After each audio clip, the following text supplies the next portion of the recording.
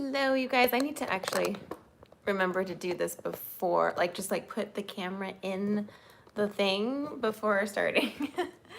Hi, you guys. I have a special treat for you today with our live stream. Is that okay? Is that all right? That's okay. Hopefully you can see me okay. You know what I was thinking of doing was actually using a mirror and turning my camera around so that the camera's a little bit better. I'll have to try that another time because I need to get a mirror to see that. So today is a very special music lesson. We're gonna go over the Christmas Carol, God Rest Ye Merry Gentlemen, and we're gonna try it in a different mode. So we might like try it in a couple different modes. And as you know, the modes date back to ancient Greece at least. They might even be older.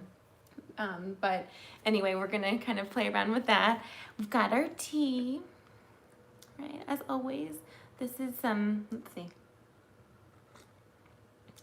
like a minty black tea. And this is the special thing. So I don't know. I mean, I did select that this is appropriate for children, but children aren't really allowed to drink this. I'm bringing this to lessons this week. So each week in December, there's a special liqueur for the lesson. And I thought that we could start out this week's lessons. And I have been, as you can see, it's been, you know, enjoyed. Everyone comes into their lesson and they get a little taste of this, unless they're a child. But the parent can, right? So I don't know if you know what Chambord is, but this is a liqueur that's inspired by the kind of the liqueurs in the Loire Valley in France. So it's a very old inspired liqueur. It's basically, according to Wikipedia, dates back to like the 1600s, although Chambord, this company, kind of began in the US, I think in like the 80s, 1980s. So it tastes like black raspberries. It's fabulous. So we're gonna have a little bit of that. I also have a poem to read you and a cup of flowers to show you. Hey Jake, thanks for joining. So yeah, so just, you know, come chill with me for a little bit. And we're going to learn a few things today. So then I have to go meet a friend for lunch, so that will be fun. But let's grab our tea, have some tea. Hello, good morning, Mark. I feel like I look kind of weird in this. Maybe it's the angle. I don't know. Let me just move this up just a tiny bit. Just bear with me, you guys. If I can figure this out. How are you doing today? We don't normally do our live streams on Fridays, but I had a really busy week this week, so it's on Friday today. Let's see, and hopefully that stays there. Need to get a different kind of tripod. There we go. Sorry for the creaky noises. And you know what? I was thinking I would just keep this witch's broom here like all year because it can just remind me of the magic of life. And this pillow is so great, isn't it? Okay, so first things first, just like if you were to walk into your lesson today, I would pour you a little glass of this because it's the holidays. And I think all December long, there's going to be a different liqueur each week. So as I was explaining earlier, this is inspired by King Louis XIV's, you know, trip to Chambord, the castle Chambord in France. So I'm going to just pour a tiny taste. It's kind of black raspberry-ish. It's amazing. It's magical. I would definitely recommend trying some. So we got to start our lesson out during the holidays, extra specially. So we've got tea and this. So, oh, it smells amazing. It's black. Let me read you about it. I've got actually a little bit about it on Wikipedia. So it's 16.5% raspberry liqueur modeled after a liqueur produced in the Loire Valley of France during the late 17th century. I should hold this up. Welcome to your lesson. The Chambord product has been owned and produced by the Brown-Forman Company since 2006. They also make the best bourbon, in my opinion, the Woodford Reserve bourbon. We're gonna have some of that maybe next week or the following week. I already have some, so. Yeah, so the Chambord drink was founded in 1982, and it was inspired by the liqueurs of the Loire Valley in the late 1600s, and is said to have been introduced by King Louis XIV during one of his visits to the Chateau de Chambord.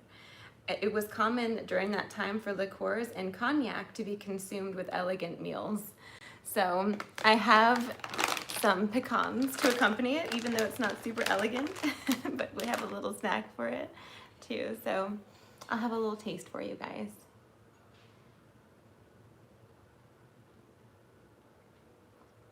It's really nice. It's really, really nice. If you're not a fan of, alcohol, if you don't like wine, or if you don't like really strong liqueurs, you might like this one because it's very sweet and black raspberry-ish. I've heard that you can kind of put some of it in champagne. So for like New Year's, you could put a little Chambord in your champagne. But anyway, I'm gonna have a little piece of pecan, and then I have a poem to read you. And then I promise we will finally play something. So to accompany your liqueur, I have a very confusing poem that everyone has had to read this week. And one of the reasons why I'm like throwing poems at everybody in their lessons is because when you read something, you innately have your own interpretation of how you're gonna say it, right?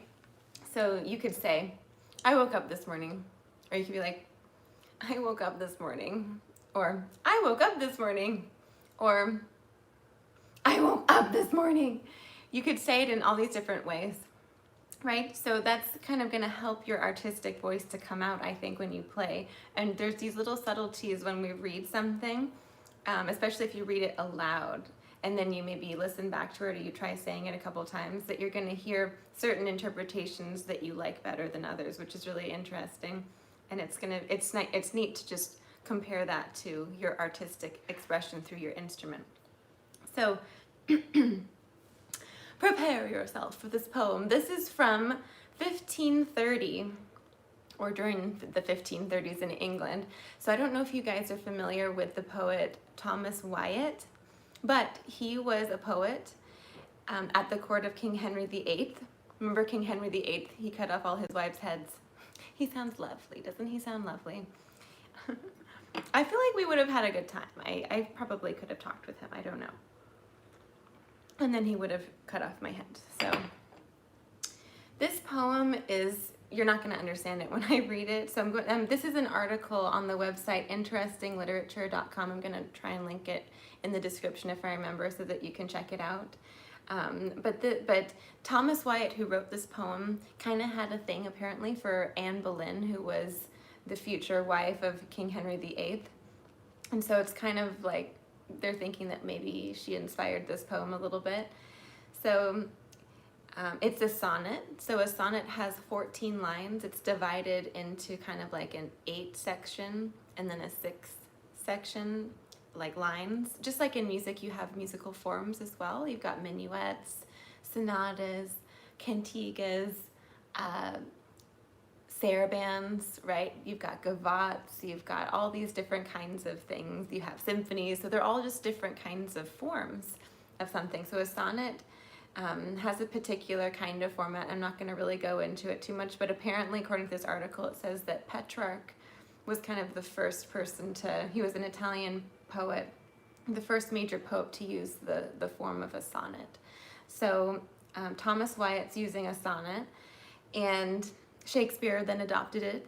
So you know what, you're here for your your liqueur lesson, your music history lesson, your poetry lesson, basically just, feeling fabulous lesson. So I'm going to read you just a tiny portion about the poem, and then we'll try and read it, and then we'll try it in different voices, just a portion of it. So the poem it might be summarized thus. The speaker addresses the world, claiming that if anyone should go hunting, it's about going hunting for a deer. If anyone should go hunting, the speaker knows of a hind, which is a female deer. Hind, female deer.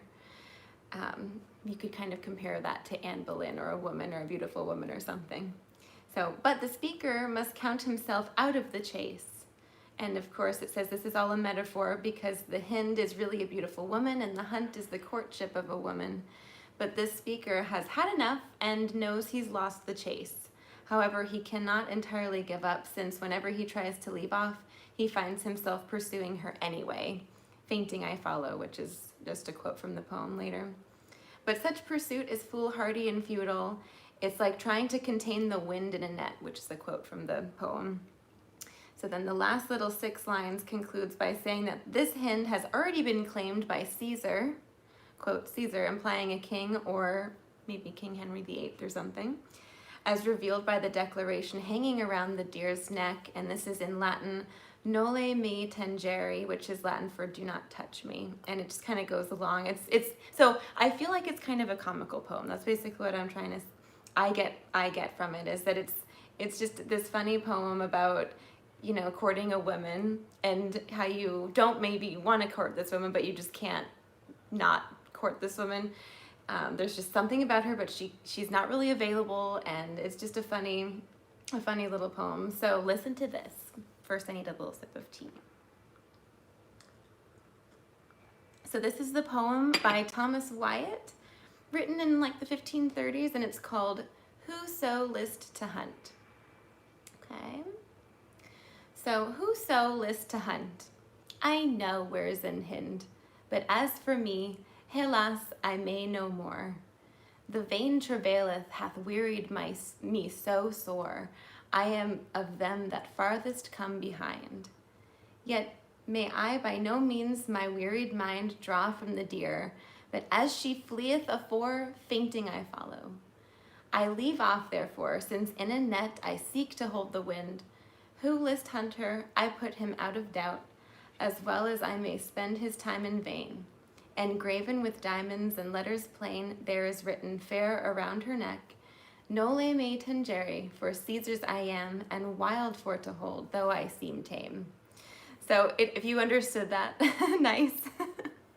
I feel like this would be a fun one to actually try to memorize, because it's so hard to just read this and comprehend it. And sometimes in music we run into similar things too.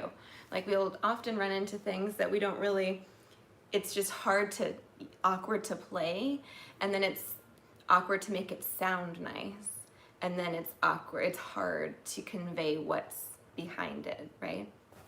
Sometimes in like Tchaikovsky's symphonies, the viola part has like really awkward stuff, but it's really beautiful. Like it's a really beautiful lyrical line, but it's really hard on the instrument. So you have to make sure that you're not making it also sound awkward. Like it should actually have a nice flow. So I just love the comparison between the poetry and the music. So get on board with me, you guys. Let's like get on this poetry music board together. So I'm gonna practice saying, for example, this first little couplet here. So the first 2 lines. So I'll just read it one more time. Whoso list to hunt, I know where is an hind. But as for me, hélas, I may no more. And it's just easy to say that one. But let's try and say it in 3 different voices. And that way you can kind of see how the sound of the voice changes as we read it. Maybe what's projected, the body movements and things like that, and you can relate that all to how you can affect your sound on your instrument too. So let's see. Let's say it kind of comically. So when we say it comically, I like to kind of add some body gestures. All right, so whoso list to hunt, I know where is an hind, but as for me, hélas, I may no more. So that was kind of the comical version, right? Like, whatever. Whoever wants to hunt this woman, I know where she is, but I don't want to hunt her. And then the second one, we could try saying really sadly, because that's kind of the opposite of funny, isn't it? So trying to experiment how you might say something sadly. Just like have a little sip of tea really quickly.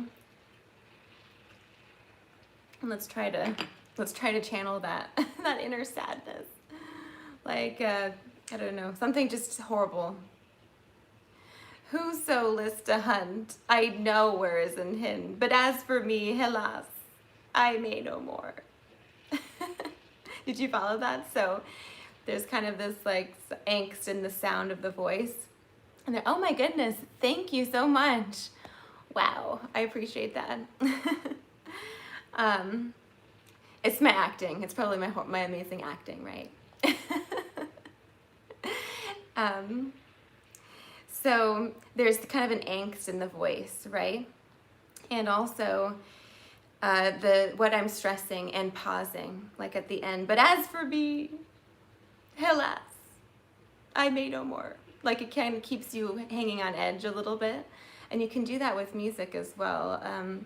In fact, last night we were working with one of my lovely students wanted to play a Shokin Farewell. I don't know if you know that song. Probably you do. I'll just grab my bow. I thought I had my bow.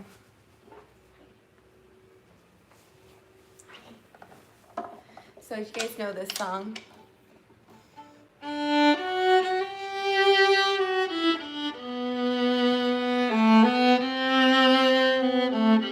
Whoops, oh my gosh. I ran into my plant over there. But does that kind of ring a bell? So if I play it really sadly, I could do something like...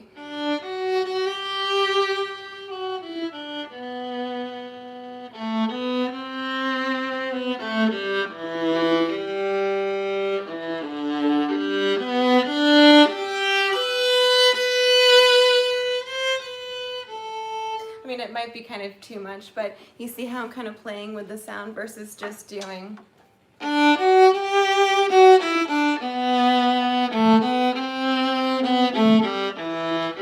see how that one's just kind of a little bit kind of bland. That's just getting the notes, trying to make it with a nice sound. But the other one had more expression. So stay with me. We have one more to try. I need another sip of tea. Okay.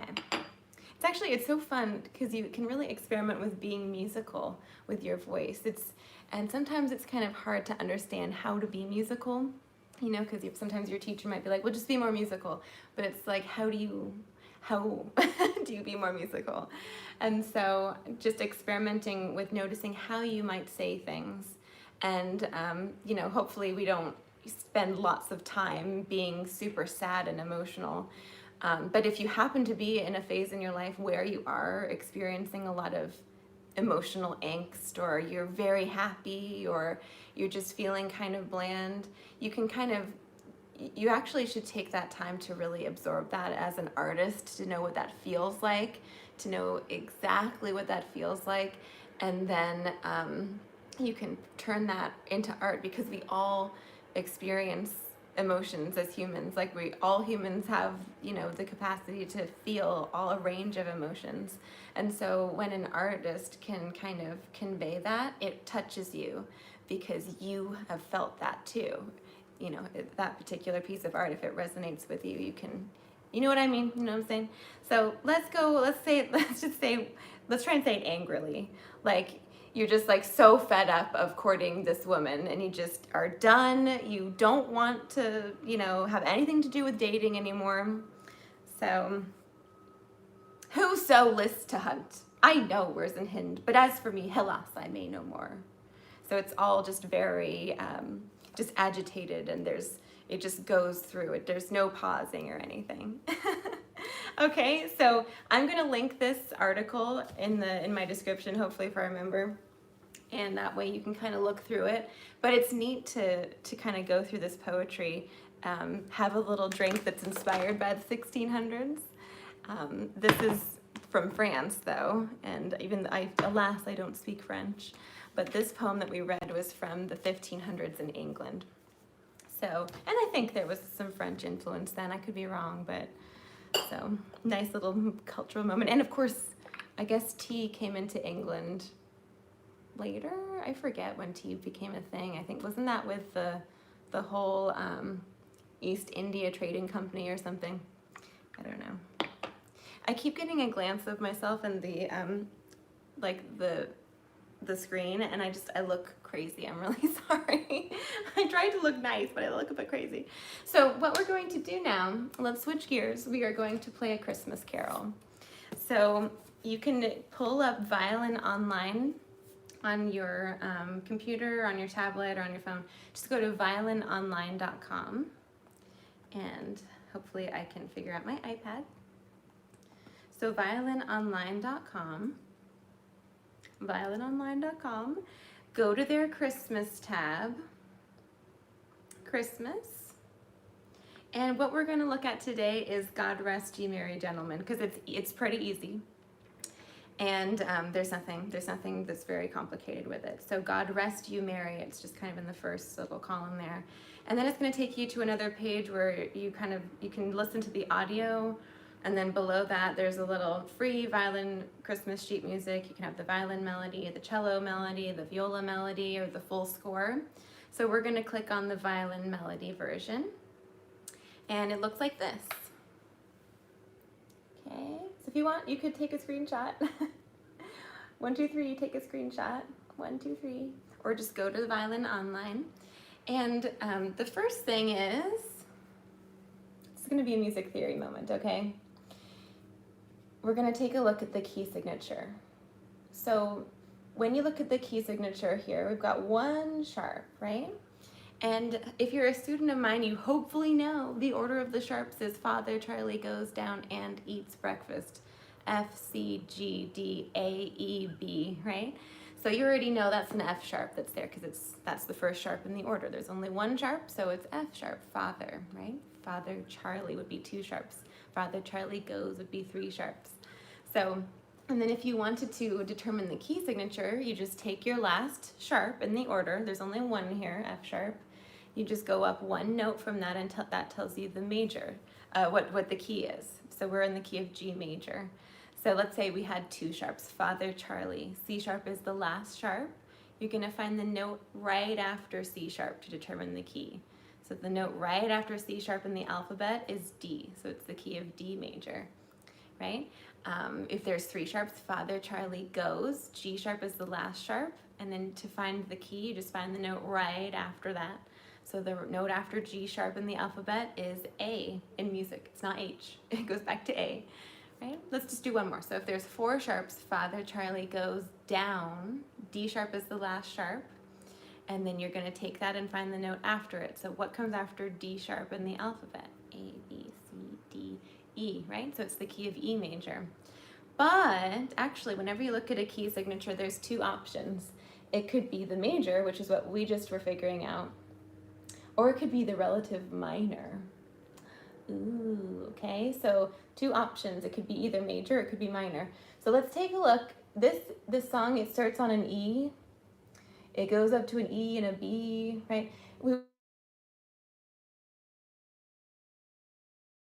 Again, sorry. That's my alarm to go have lunch with my friend. What was it saying? Oh my God. Oh yes, we would look at this and we would think, okay, if we're in the key of G, we need to be seeing a G somewhere. We need to be seeing the notes of a G chord. The notes of a G chord or any chord, you start on your 1, which would be G in this case, skip the next note, and then it's B, skip the next note, and then it's G, B, D, right? So the notes of a G chord might be easier if I just kind of grab a pencil, pen. In my old videos, you guys, do you remember this? Don't watch my old videos. They are so, so old. Oh, I'm so glad. You know what? Music therapy is a real thing, you know. I find it therapeutic too, honestly. I find these times together very therapeutic. So, because we just get to have fun with music, you know, and explore some fabulous things. And you know, the expression girls just want to have fun. Well, I think humans just want to have fun, you know? So, all right. So if we were figuring out the notes of a G chord, you start on G, and then the next one's A. We're going to skip that. We're going to circle this one. We're going to skip this one. So chords are made out of every other note, really. So the notes of a G chord are G, B, and D. So we would expect to see, you know, those notes in the beginning of our song. So let's look at it again. This is why it would be helpful if you went to Violin Online, go to the Christmas tab, check out God Rest You Merry Gentlemen, right? Do you see the notes G? There's a B there. There's no D, and the main one, it starts on an E, so that's just not really part of the chord. So, and it also, let's look at the end of the song. it ends on an E, doesn't it? Yeah, looks to see, yeah. So it ends on an E. So it's kind of telling you, and if you were to play it, let me just play it, because we have multiple tools in our toolbox. You can look at it on paper and kind of come up with a hypothesis. Ooh, that doesn't look like it's in the major, it looks like it's in the minor. So let me play it and let me guess. You guys go ahead and guess and see if you think it's major or minor.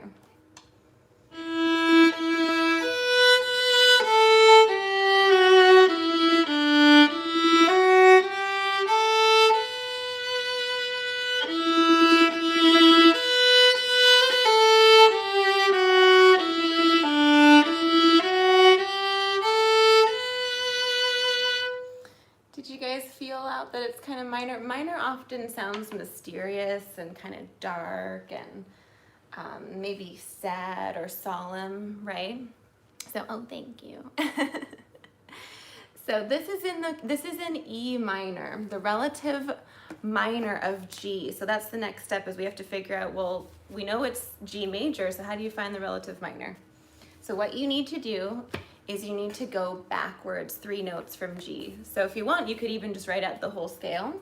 So G, A, B, C, D, E, F sharp, and then end on G, right? There's our G scale.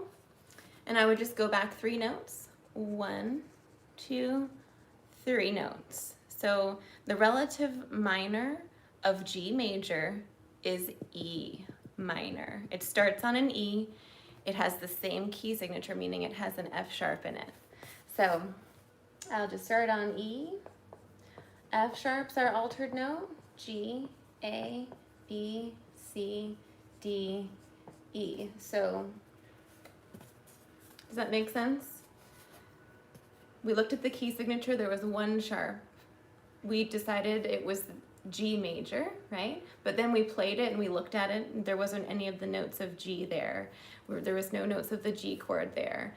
When we played it, it didn't sound major, it sounded kind of dark and mysterious and minor. The song starts on an E, it ends on an E, so we would expect the reverse, we would expect some kind of G somewhere.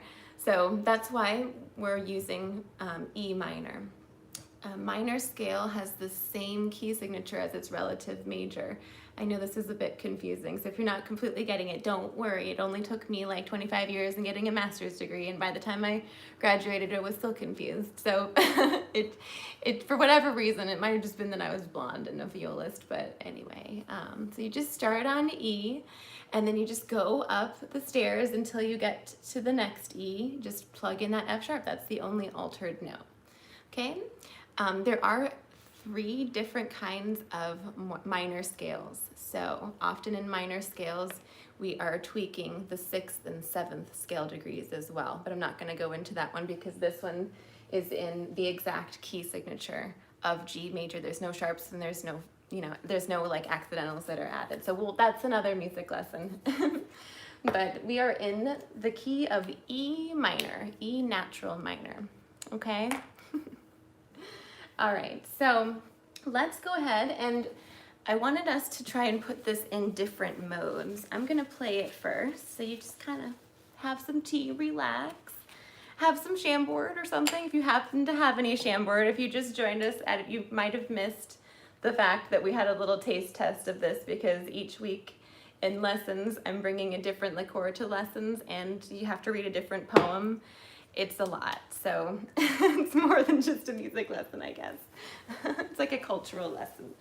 So I'm gonna write out the E scale, the E minor scale right here so that we have it. You can do the same thing. I'm just starting on E, going up the stairs, and then I also like to number them because in music, in this scale, you have 7 distinct notes, okay? They each have a different function. They each have a different feel within the scale. So if I was playing along with the drone, and let's say it's E, and then I played an F sharp, that's going to feel like it's in the middle of nowhere. If I played G against my E drone, it's gonna have an emotion because it's a minor third. If I play 4 against E, it's gonna also maybe sound like kind of the middle of nowhere, but maybe strong somewhat. If I play B, which is the 5th scale degree, it's going to be very courageous and heroic sounding, a perfect 5th. It has that kind of strength behind it. It's also going to sound really harmonious as well. If I play 6, the 6th scale degree, this is going to be a minor 6th against here. So it's going to sound a little bit sad. It's going to be tinged with something. The 7th is going to be more dissonant because it's 7 notes away from this one, or it's 1 note behind. But anyway, it's there are 7ths do have a purpose, and then they bring us back to 1. So all of these different scale degrees, they have a different function within the scale. So that's also a different lesson. But when we're switching into different modes, it's helpful to have this laid out. So let me play first God Rest You Merry Gentlemen, and we'll kind of get a feel for what it really sounds like. And then we're gonna put it into some funny modes. Probably the Locrian mode and something else, I don't know. The Locrian mode is so crazy sounding. Okay.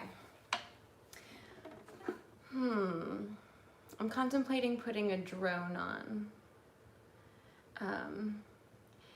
I just don't want to get flagged for copyright, but I don't think that I have ads on my videos. At least I don't think I do. So that shouldn't be a problem. It's going to be more interesting if I put a drone on. So should I like try and put a drone on? I'll put a drone on. That way you guys can have an idea of what I'm talking about. Because it's actually great to play with the drone. So yes. And let's see, where is my Cello Drones? There's a great channel called Musicians Practice Partner. I love his channel, Musicians Practice Partner. It's literally all cello drum again. I don't know how to turn it off without losing my screen, so can I turn it off here? Pause for a moment of blondness. Yeah, I can't turn it off from my iPad. So that alarm might go off again, I'm sorry. Okay, so I'm going to put an E drone on, and let me see if my speaker is on. Those. We go. Connected to Enver's iPad Thank and you. Enver's iPhone. Okay. Can you hear that? So when I play this song, we've got a little harmonic foundation.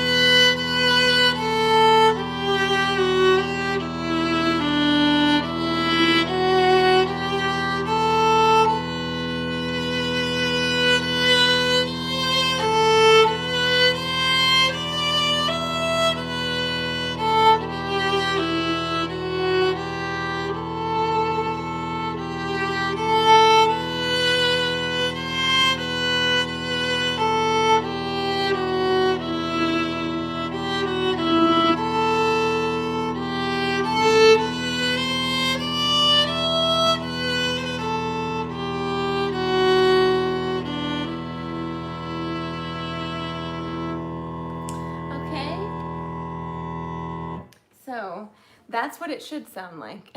And you might have noticed that the drone really works well for a portion of it, but there's a spot for sure where we would maybe want to change chords. So it's a neat carol. In fact, apparently, or no, that was with O Come Emmanuel. I'm sure this is an old, I mean, it sounds very medieval. It's just a basic kind of song. It sounds very, very medieval. So let's put it into a different mode. There's so much that we could do with this. We could try to improvise because the character of this mode is very solemn, right? So when you improvise something, you can, especially if E is the drone for it, you can pretty much stay within these first 5 notes here. And you can kind of come up with something, but it has to be in the right character. Maybe since I started talking about it, I'll say what I mean. So It's very easy on the violin or on the viola to know where your 5 notes are, because your starting finger is your starting note, and then you can take that same finger and go right across to the upper string, and that's your 5th. So you can't go any higher than that with this little exercise I'm going to show you. So I'm starting on E, and then you have your F sharp, G, A, and B. And you know what's so fun is I've been in this phase for probably, it's been like maybe 2 months, maybe more, where I just don't want to play anything but my own music. So I've been practicing kind of improvising. Not that I'm, very good at it by any means, but the first thing I'm doing is I have my little 5 notes that I'm going to work with. I already know the somber character of this mode, so I'm not going to do anything super crazy. It's very like, the character needs to be the same with the improvisation, in my opinion, at least for this exercise. Okay, sorry, that's my buttons here.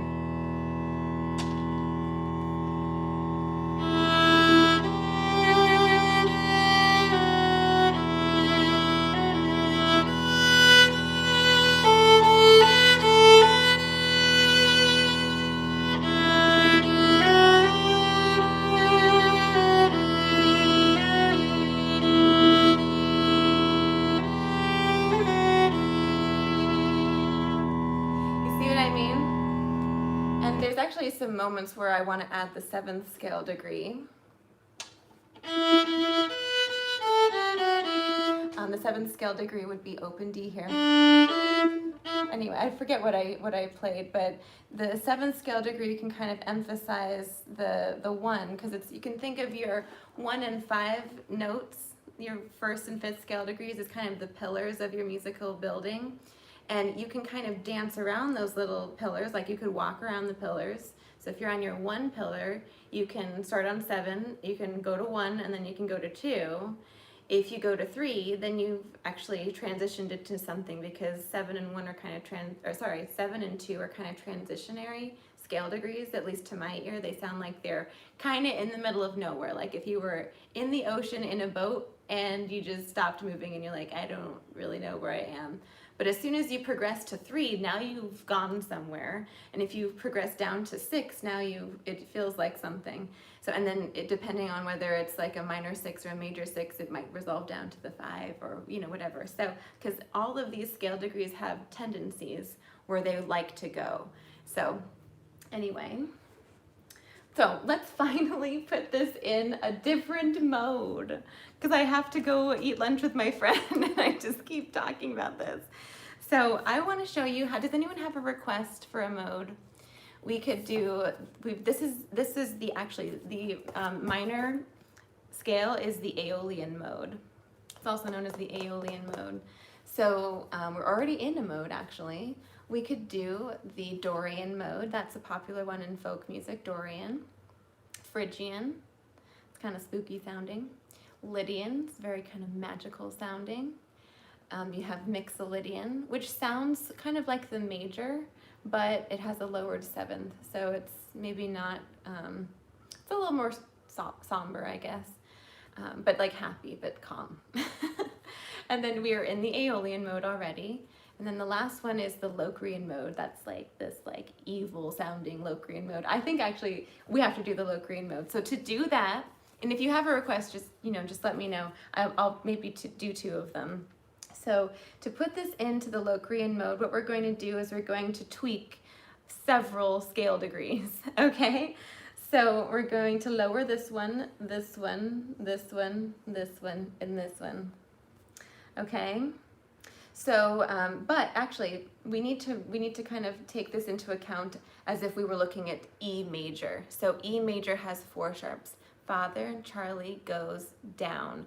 D is the note that's right before E, and that's why I'm stopping on D there. Father, Charlie goes down. D is the note that's right before E, so I'm stopping on that one. So there's 4 sharps in there, so let me just put those in. Father, Charlie, whoops, goes down, okay? So what I'm doing with all of these is I'm gonna lower them. So I need to lower my F sharp, so it's an F natural. I'm gonna lower my G sharp to a G natural. Can you see what I'm doing? There we go. I'm gonna lower my fifth, so I need to actually add a B flat here. And I'm gonna take C sharp away, I need to lower that to a C natural, and I'm going to lower D and turn that into a D natural. So, it's not too crazy. All we need to do is add a B flat, and then we're good. Everything is natural, but we have a B flat, right? So, oh my gosh, are you a pianist? Thank you. I need to befriend a pianist, so I'm glad you're here. Okay, so what we're going to take a look at is playing, first of all, this E Locrian mode, right? So I'm gonna put a drone on and see how weird this sounds, okay? And then I'm gonna just plug in that hand pattern that I play through, and we're gonna play God Rest You Merry Gentlemen, okay? So here's my drone. Here's what the scale sounds like.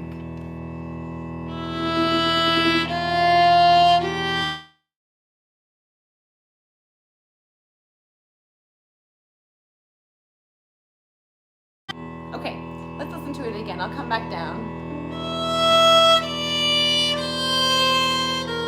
This is the 5th scale degree.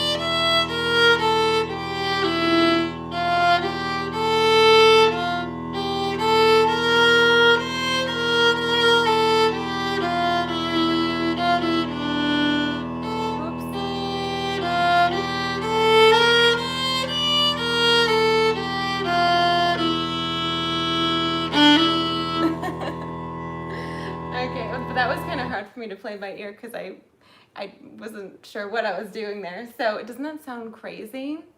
It is so crazy. So I'm so glad that you find it helpful. Yeah, it's so fun. I actually never learned any of this stuff when I was growing up, and it's just fun to explore it. I feel like, you know, when you're in school, because honestly, when I graduated, I just like I couldn't listen to music. I didn't want to play music. I couldn't do anything. I think it almost really destroyed my love of music in a weird way. But being able to teach for years has just really helped me to explore music again and fall in love with things again. So if you're a musician and you've ever felt that way, like it's just try to go back to the very roots of music, because music was so magical and sacred back then. You know, it was just like, it wasn't all about like, you need to play super in tune, or you need to hold your bow this way, or you need to do it this way, or whatever.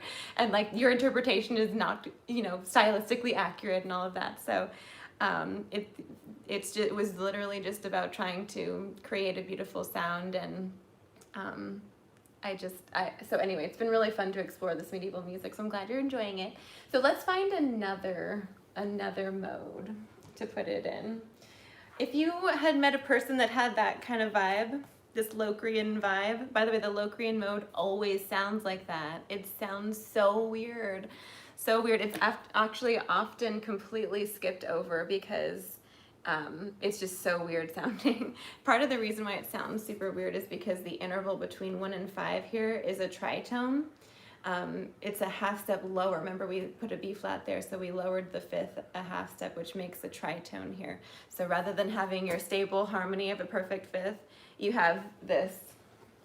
So rather than this as your foundation for your harmony, you have this.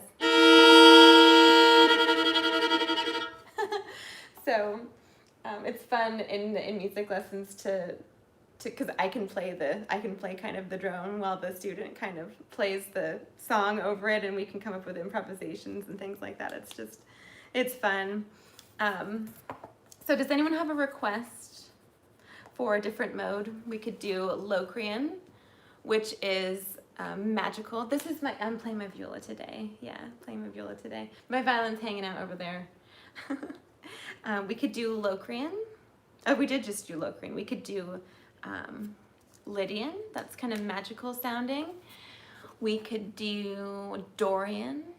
Dorian's probably going to sound pretty similar. I love the Dorian mode, honestly. Phrygian sounds kind of similar because it has a lowered second scale degree.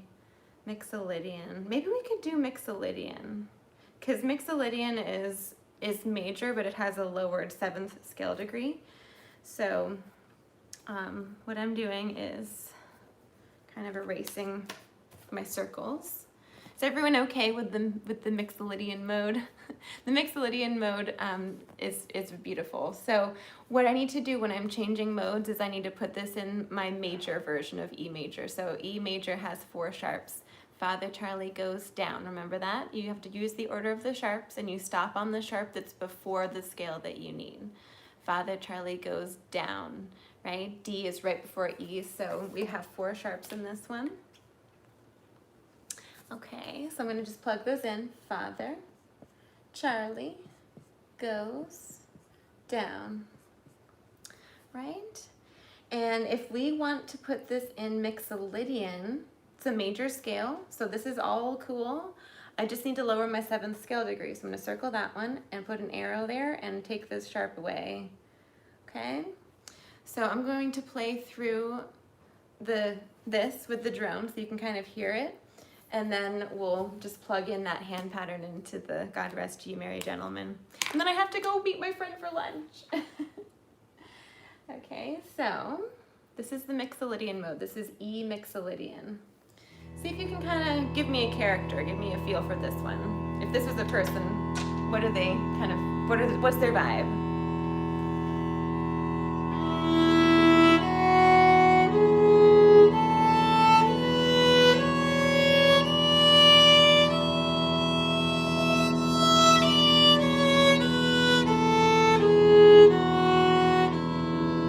So it's kind of happy on the way up, or hopeful, but more somber on the way back to 1.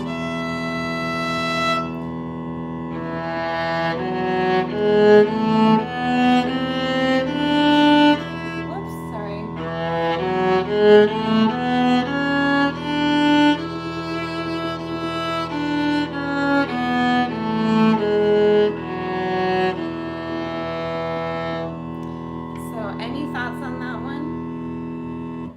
Have any characters? I feel like this one's very contemplative and maybe meditative, and Luke Skywalker, Jon Snow. Yeah, I approve, stamp of approval on that. Perfect. Yeah, so somebody very calm but maybe heroic, right? So not like unstable and like crazy, right? So let me just remember my hand pattern for that. So if I was to play that, I'd have my extended 3rd finger because I have E, F sharp, G sharp. And then I have the basic hand pattern here. So let's see what that sounds like, and I'll put the drone on. I hope I don't get flagged because I'm using this copyrighted stuff probably. But I think if I don't have ads on my channel, then I should be fine. I think that should be okay. So let's see. It sounds like the Jedi. It does a little bit.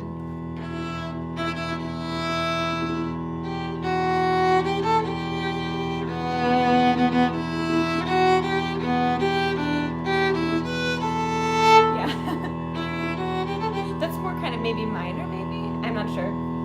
But, okay, so here is the Mixolydian mode.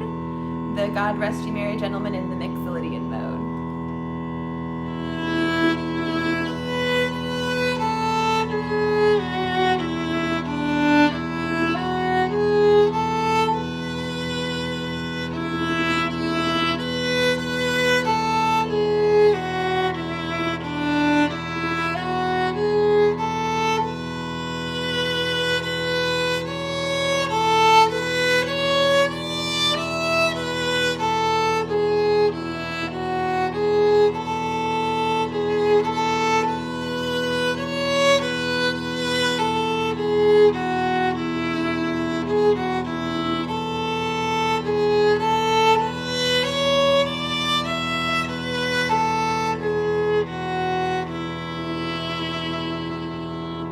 So it honestly sounds a little bit weird, doesn't it? I don't know that it necessarily works very well because it's like unusually happy on the way up, but then it's like okay, you guys, I have to love and leave you. I have to run to go get lunch with my friends. So try some Chambord this week. I would recommend this. Pop some in your champagne. And I hope you enjoyed this. This was great. And if you have any requests for next week, I actually was thinking of trying to show you, because this is what we're doing in lessons this week, is I'm showing everyone how to play along with a song without music. How to play along with a song without music. So like, for example, if you want to play along with any of Lindsay Sterling's stuff, how do you play along with Lindsay Sterling's stuff without music and without knowing very much about how to play the violin even? Because, you know, you have to be able to play quickly and all that kind of thing. So next week, I might be able to play a song rather than a drone. I might like steal her song and show you how to play along with her without any music. So, but I don't know. I don't want to get in trouble. So yeah, oh, thank you. All right, you guys, anything else I wanted to say? Actually we did touch on something that was quite interesting. So when we were talking about the poetry and the emotions and the music and being an artist and a musician and all of that kind of thing, being a human being basically, is that if you're going through a phase right now where you're feeling whatever it is that you're feeling, if you're feeling super depressed and negative, or if you're feeling very happy, or if you're feeling like everything is magical right now, or if you're in love, or if you're heartbroken, or whatever it is that you're experiencing in this moment, first of all, it's not going to last forever, but during this time, try to understand all the feelings of that. Just let yourself experience the feeling of that, even if it is painful or if it's really magical. That way you can just really experience what that's like.